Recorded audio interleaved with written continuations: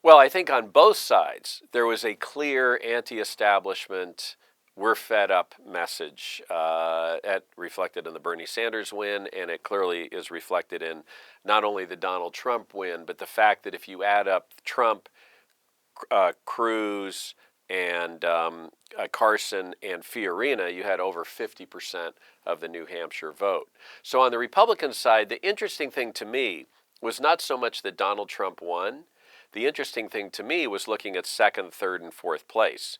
And a couple of things happened. First of all, John Kasich, for whom New Hampshire was do or die, did what he needed to do. He came in a very strong second place vis-a-vis the other more mainstream Republican candidates. So he gets a ticket out of New Hampshire to go on. The second thing that happened was Marco Rubio, who had a ticket out of Iowa with his strong third place finish to go, and build on that momentum in New Hampshire, failed to do so. And the reason he failed to do so was that he wilted under the pressure of the Klieg lights. He had a terrible debate performance.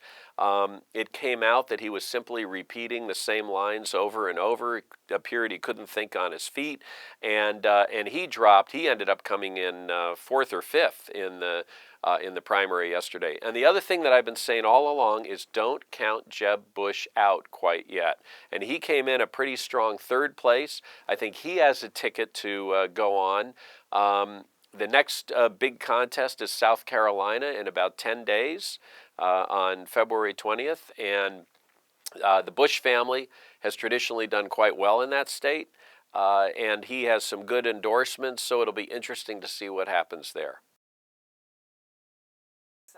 Well, on the Democratic side, as I said last week, we sort of expected that Bernie Sanders would win. He's the neighboring state senator.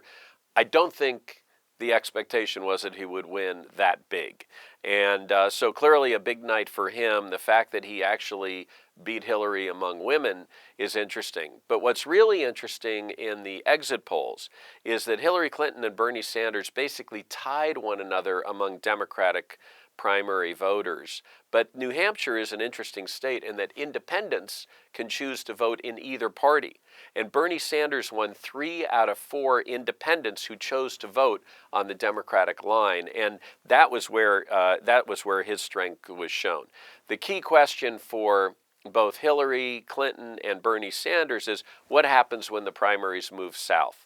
You have South Carolina, and then a couple of weeks later, you have, what we sometimes call the Bible Belt primary across the southern tier of the United States. And that has, in the Democratic side, a huge percentage of African American voters. Hillary Clinton does way better than Bernie Sanders among that part of the electorate. It's the place where Barack Obama ran off 10 wins in a row against Hillary Clinton back in 2008. And so the question is whether the South will prove to be as important a firewall for her against Bernie Sanders as it was in 2008 for Barack Obama against her. Well, I mean, obviously he's acknowledged that he's taking a serious look at it.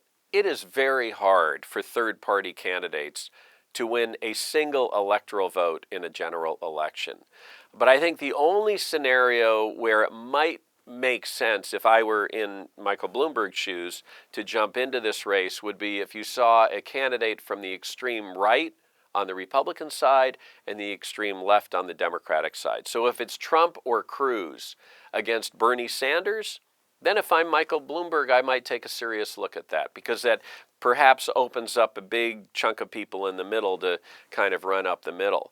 But if these folks are polling so that, Ross Perot, who ran in 92 and 96, ended up with 19% of the vote, and he was very, very well funded, in both of those elections. So I think unless Bloomberg can somehow see how he can get to 35 or 40% of the vote in enough states to be elected president, I'm not sure it would make sense for him to jump into this thing.